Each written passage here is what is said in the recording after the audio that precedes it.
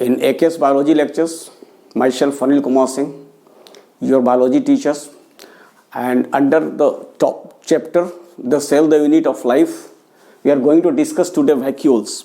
हम लोगों ने लास्ट क्लास में डिस्कस किया था लाइसोसोम के बारे में. इंडोमेम्ब्रेन सिस्टम्स के अंदर लाइसोसोम भी आता है. उसके पहले हम लोग डिस्कस कर लिया था endoplasmic reticulum, both RER rough endoplasmic reticulum भी डिस्कस कर लिए थे और स्मूथ इंडोप्लाज्मिक रेटिकुलम भी डिस्कस कर लिए थे. That were also a part of endomembrane system. Endomembrane systems का वैक्यूल्स भी पार्ट है. अब वैक्यूल्स की जब हम बात करते हैं तो वैक्यूल्स क्या है? Vacuoles is found in the cells, eukaryotic cells में मिलते हैं, लगभग सभी सेल्स में मिलते हैं. और ये सिंगल मेम्ब्रेन बाउंड स्पेस है, स्ट्रक्चर है प्रेजेंट इन साइटोप्लाज्म. तो इंपॉर्टेंटली अगर आप इसको डिफाइन करना होता है तो vacuole is a single membrane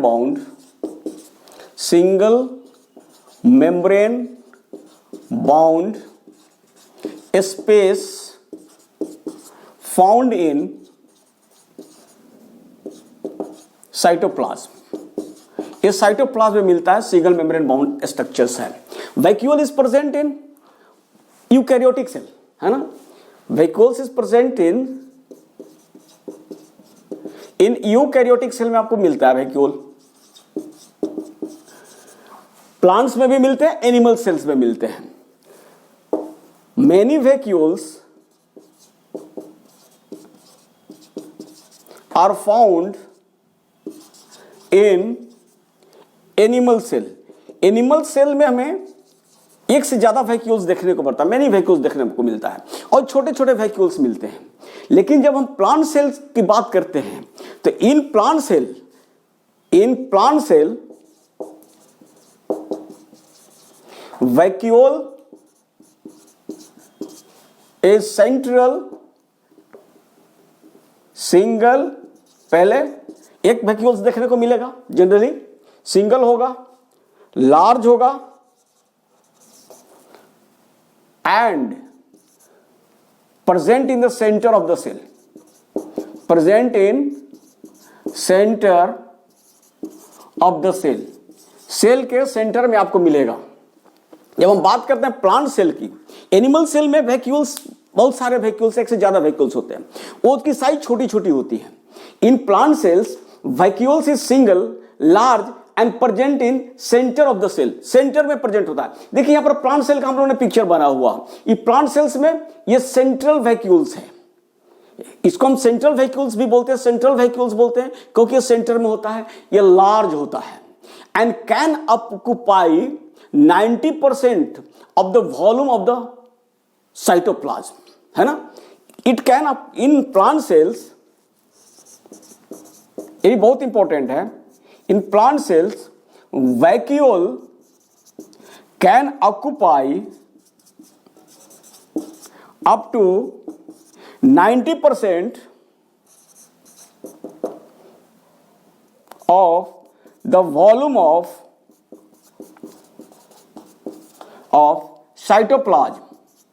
cytoplasm का जो वॉल्यूम है या वॉल्यूम ऑफ द सेल भी कह सकते हैं, जो साइटोप्लाज्म या सेल का वॉल्यूम है उसका 90% तक इनकी वॉल्यूम हो सकती है वैक्यूल्स की.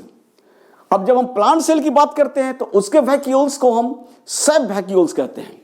Vacuoles is of the plant cells also called सब vacuoles.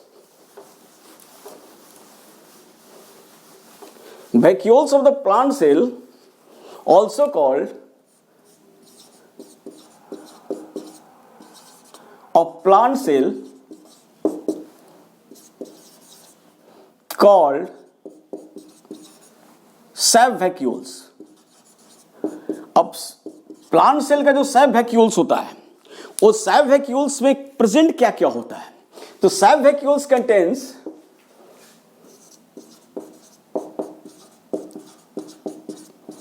contains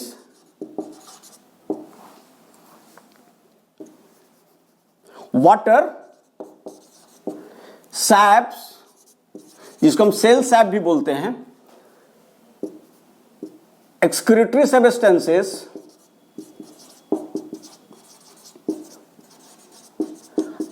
and materials not required by cells। देखिए जब हम सैप वैक्यूल्स की बोलते हैं, जब जो प्लांट सेल में होता है सैप वैक्यूल्स, वो सैप वैक्यूल्स में क्या क्या मिलता है हमें? वाटर मिलता है, सैप मिलता है, एक्सक्रीटरी सब्सटेंसेस भी मिलते हैं। एक्सक्रीटरी मतलब ऐसे वेस्टेज सब्सटेंसेस जिनको सेल से बाहर निकालना, एक्सक्रीटरी सब्सटेंसेस हैं। And materials not required by cell, और ऐसे मटेरियल्स जो सेल को अब जरूरत नहीं है वो आपको सेल्स वैक्यूल से मिलेगा। जब हम सैप की बात करते हैं, सैप में क्या होता है? सैप क्या कंटेन करता है? सैप इंक्लूड्स, या सैप इंक्लूड्स, जो हम सेल की सैप बोलते हैं वो इंक्लूड्स क्या करता है? इसमें आयंस होते हैं, ions, minerals, amino acids, sugars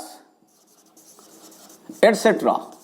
देखिए जब हम सैप की बात करते हैं, हमने बात कर रहे थे कि प्लांट सेल्स में जो वैक्यूल्स होते हैं, large vacuoles, this is example of sap vacuoles. ये जो सैप वैक्यूल्स है that is present in plant cell, और ये सैप वैक्यूल्स के अंदर वाटर, सैप, एक्सक्रीटरी सब्सटेंसेस और मटेरियल्स है जो कि सेल को अब जरूरत नहीं है ना। तो उस सैप की जब बात कर रहे थे कि सैप में क्या रहेगा, सैप का मतलब क्या होगा, तो SAP includes ions, minerals, amino acid, sugar etcetera, और भी सब्सटेंसेस हो सकते हैं सैप के रूप में, जिनको हम सेल सैप भी बोलते हैं। It is also present in vacuoles. अब ये बातें हो गई सैप वैक्यूल्स की। अब हम देखिए कुछ ऐसे भी सेल्स हैं जहां पर वैक्यूल्स आपको नहीं मिलता। Some sales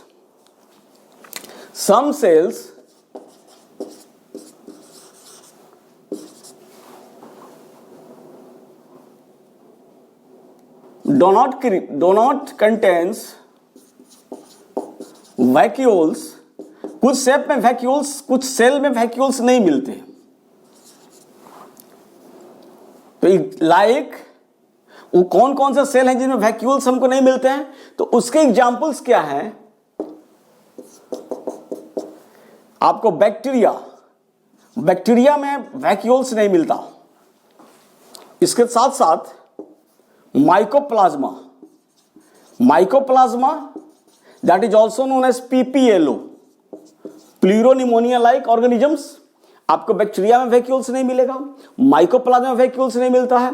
and meristematic cells जो प्लांट में होते हैं, है ना, वो मेरिस्टेमेटिक सेल्स प्लांट ग्रो करता है, एपिकल मेरिस्टेम्स का नाम सुने होंगे, इंटरकैलरी मेरिस्टेम्स होते हैं, लैटरल मेरिस्टेम्स होते हैं, जो growing part of the plant में प्रेजेंट होता है। तो मेरिस्टेमेटिक सेल्स में भी आपको वैक्यूल्स नहीं मिलते हैं। कुछ एक्सेप्शन हमको याद रखना चाहिए, जैसे बैक्टीरिया, माइकोप्लाज्मा, मेरिस्टेमेटिक सेल्स में आपको वैक्यूल्स नहीं देखने को मिलते हैं। अब ये तो बातें हो गई कि कहां पर वैक्यूल्स नहीं मिलता। अब जब हम वैक्यूल्स की बातें कर रहे हैं तो एक भी और जानना होगा कि vacuoles is surrounded bye a single membrane. That membrane is called tonoplast. Vacuole is बहुत इंपॉर्टेंट है, surrounded by a single membrane called tonoplast। उस मेम्ब्रेन को हम टोनोप्लास्ट कहते हैं जो सिंगल मेम्ब्रेन होता है। यहां पर उसकी चित्र दी हुई है। देखिए यह वैक्यूल्स है, सेंट्रल वैक्यूल्स है, सैप वैक्यूल्स है that is present in plant, और it is surrounded by tonoplast. ये जो मेम्ब्रेन है दैट इज अ टोनोप्लास्ट। तो वैक्यूल जो सराउंडेड होता है वो टोनोप्लास्ट के थ्रू होता है, और ये सिंगल मेम्ब्रेन है। Tonoplast is semi permeable membrane. ये भी जानना हमारे लिए जरूरी है कि tonoplast is semi permeable membrane, semi permeable होता है, and it facilitates movement materials against concentration gradient.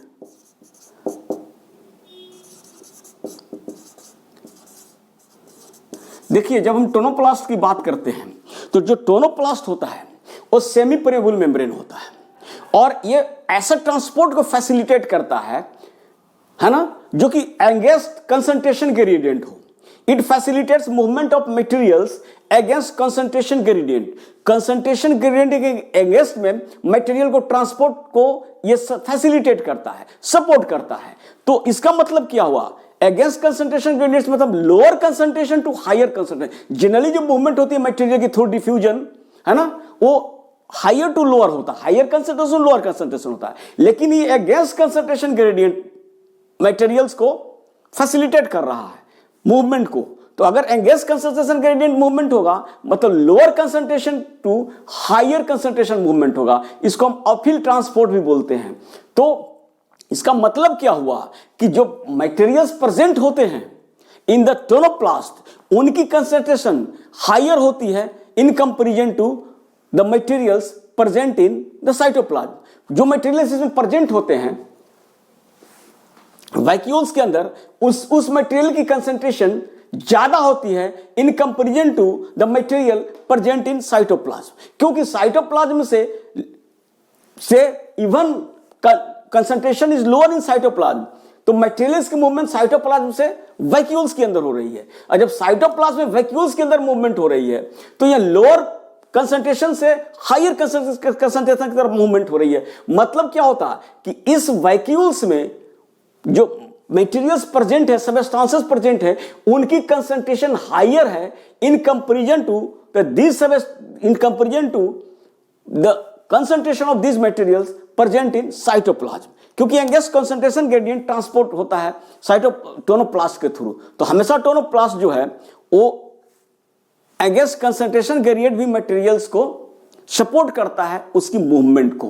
तो हमको देखना होगा सेल्फ में सैप में जो सैप प्रेजेंट है वैक्यूल्स के अंदर उसमें जो मटेरियल्स प्रेजेंट हैं तो उन मटेरियल्स का कंसंट्रेशन साइटोप्लाज्म की तुलना में ज्यादा है इन वैक्यूल्स में. हमें इस चीज को बढ़िया से समझ लेना चाहिए.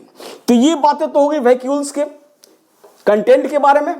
अब हम इसके कुछ टाइप्स के, एक तो आप लोग देख लिए कि प्लांट्स में जो वैक्यूल्स प्रेजेंट होता है that is known as sap vacuoles. अब हम कुछ टाइप्स ऑफ वैक्यूल्स और के बारे में डिस्कस करते जाते हैं. अब टाइप्स ऑफ वैक्यूल की जब हम बात करते हैं तो इसमें कुछ अदर टाइप के वैक्यूल्स भी हमें मिलते हैं, जैसे कॉन्ट्रैक्टाइल वैक्यूल्स. देखिए कॉन्ट्रैक्टाइल वैक्यूल्स की जब बात करते हैं हम तो contractile vacuoles it is present इन प्रोटिस्ट्स. प्रोटिस्ट्स में मिलते हैं. प्रोटिस्टा किंगडम के जो मेंबर्स हैं अमीबा है, लाइक अमीबा में आपको मिलेगा, पैरामीशियम्स में मिलते हैं, है ना. इसमें आपको कॉन्ट्रैक्टाइल वैक्यूल्स मिलता है. कॉन्ट्रैक्टाइल वैक्यूल्स कॉन्ट्रैक्ट करता है और इसका मेन जो फंक्शंस है, कॉन्ट्रैक्टाइल वैक्यूल के मेन जो फंक्शंस है वो है एक्सक्रीशन एंड ऑस्मो रेगुलेशन. वो दो तरह का काम करता है कॉन्ट्रैक्टाइल वैक्यूल्स. एक तो एक्सक्रीशन, एक्सक्रीटरी सबस्टेंसेस है उसको बाहर निकालेगा, एंड ऑस्मो रेगुलेशन करता है, ऑस्मोटिक प्रेशर्स को, ऑस्मोटिक कंसंट्रेशन को मेंटेन करता है. ये दो काम बहुत इंपॉर्टेंट काम है कॉन्ट्रैक्टाइल वैक्यूल्स के. इसके साथ साथ कॉन्ट्रैक्टाइल वैक्यूल्स तो एक टाइप हो गए टाइप ऑफ वैक्यूल्स में. उसके बाद हमें मिलता है दूसरे टाइप के वैक्यूल्स भी मिलते हैं. तो दूसरा जो टाइप है that is known as food vacuoles.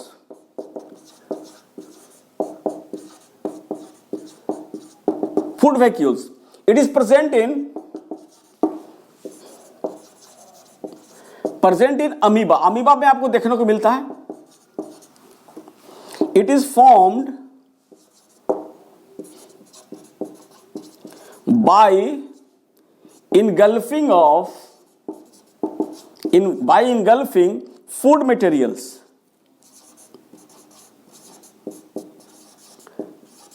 देखिए फूड वैक्यूल्स अमीबा वगैरह में मिलता है. प्रोटिस्टा में ये भी मिलता है। फूड वैक्यूल्स बनता कैसे है? अमीबा वगैरह क्या होती है तो इनगल्फ कर लेता है, कोई फूड मटेरियल्स बाहर होती है सेल के बाहर, तो फूड मटेरियल्स को इनगल्फ कर लेता है, सेल के अंदर ले आता है और सेल के अंदर उसको इनगल्फ करने के बाद उसको मेम्ब्रेन बाउंड कर देता है ना। तो एक तरह का वो वैक्यूल्स क्रिएट हो जाता है और वो वैक्यूल्स के अंदर फूड मटेरियल्स होता है, वो फूड मटेरियल्स वैक्यूल्स के अंदर प्रेजेंट होता है। तो उस वैक्यूल्स को दैट कंटेन्स फूड मटेरियल्स, उस वैक्यूल्स को हम बोलते हैं food vacuoles. And food vacuoles engulfing of food material से बनता है, जो अमीबा वगैरह में प्रोटिस्टा के मेंबर्स में देखने को मिलता है। अब तीसरा टाइप का जो वैक्यूल्स है that is called gas vacuoles. देखिए गैस वैक्यूल्स के बारे में जब हम प्रोकैरियोटिक सेल्स पढ़ रहे थे तो हम लोग गैस वैक्यूल्स के बारे में पढ़े थे कि gas vacuoles is non membrane bound vacuoles. It is non membrane bound vacuoles, है ना। इन नॉन मेम्ब्रेन बाउंड होता है and present in prokaryotes. And present इन कहां प्रेजेंट होता है तो प्रोकैरियोट्स में प्रेजेंट होता है। लाइक साइनोबैक्टीरिया में मिलता है, ब्लू ग्रीन एल्गी में है, पर्पल एंड ग्रीन बैक्टीरिया में मिलता है। ये गैस वैक्यूल्स जो होते हैं ये नॉन मेम्ब्रेन बाउंड होते हैं, साइटोप्लाज्म में प्रेजेंट होते हैं। इनका मेन फंक्शंस क्या होता है? जब हम गैस वैक्यूल्स की फंक्शन बोलते हैं, it provides buoyancy to the sales.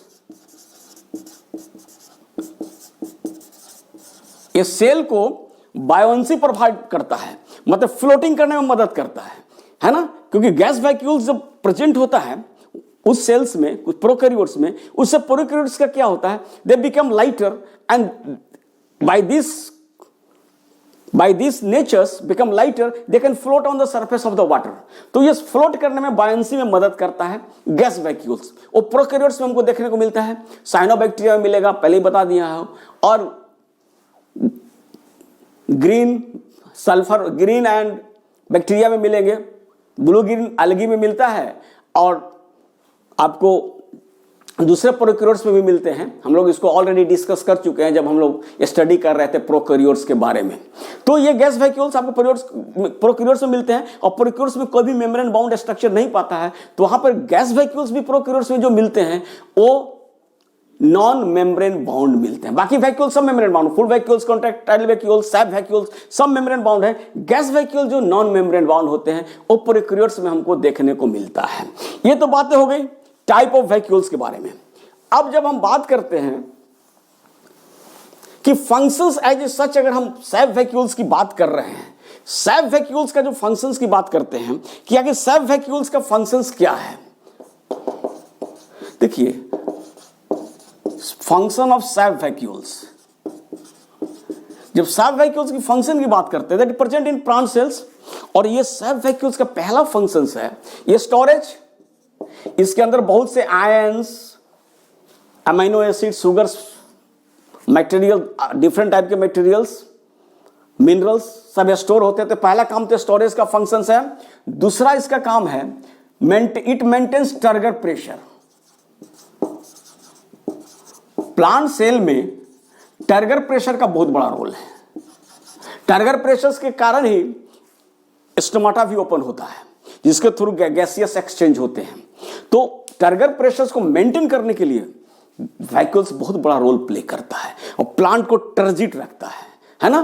तो ये टर्गर प्रेशर को ये मेंटेन किया। और तीसरा सेल इलोंगेशन, सेल को इलोंगेशन करने में, उसकी लंबाई बढ़ाने में, साइज को इंक्रीज करने में मदद करता है। आप देखते हो कि जैसे पानी की कमी हो जाती है प्लांट में, पत्तियां अगर मुरझा जाती है, सिकुड़ जाती है, और जैसे ही पानी की सप्लाई बढ़ती है वो फिर से टाइट हो जाती है, मतलब वो टर्जिड हो जाता है, वो एलोंगेट हो जाता है। तो ये सब काम किसके का है? वाटर का है। वाटर के कारण ही टर्गर प्रेशर मेंटेन होता है। और टर्गर प्रेशर मेंटेन कौन करता है? तो वैक्यूल्स मेंटेन करता है। तो ये इंपॉर्टेंट 3 फंक्शंस है, इसको भी याद रखना है कि स्टोरेज है, टर्गर प्रेशर को मेंटेन करता है, सेल इलोंगेशन को सपोर्ट करता है। तो ये बातें होगी वैक्यूल्स की। ओके स्टूडेंट्स, अगर आपको ये वीडियो यूजफुल लगता है तो प्लीज इसको शेयर करें और सब्सक्राइब करें, और हमारे चैनल एकेएस बायोलॉजी लेक्चर के साथ बने रहें। Thanks a lot for your listening. Thank you.